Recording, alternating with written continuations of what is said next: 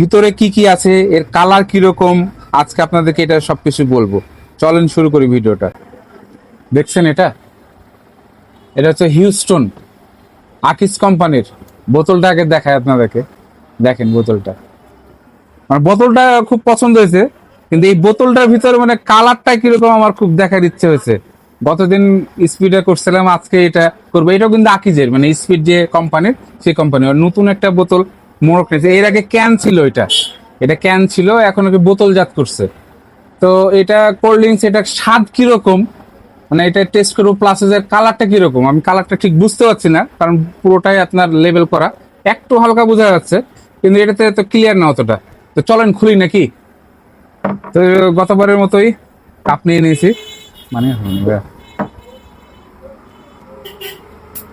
এই বিসমিল্লাহির রহমানির রহিম। তো দেখাই আপনাদেরকে।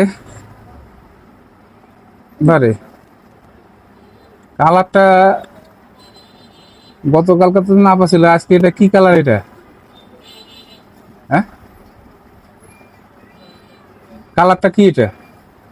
মানে কাঁচা আমের মতো, কাঁচা আমের ইয়া যেরকম আর কি সাইডে থাকে, এরকমই মনে হচ্ছে আর কি। নিয়ে আসো একটু দেখায়। কাঁচা আমের মতোই লাগছে। আচ্ছা হলো, এখন তো বিষয় হলো এটা খেয়ে দেখি নাকি, খেয়ে দেখি।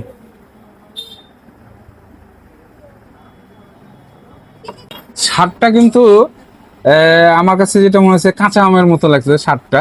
আর এর কালারটা কিন্তু আরেকবার দেখো, কালারটা ওই যে হাইলাইটার পেন আছে না, হাইলাইট করে যে লিখা হাইলাইট করে, নিয়ন গ্রিন বলে আর কি, নিয়ন গ্রিন।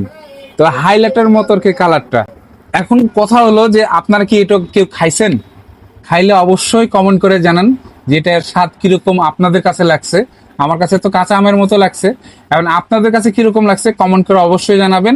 ফলো দিয়ে পাশে থাকবেন। সলেন এন্টারপ্রাইজ।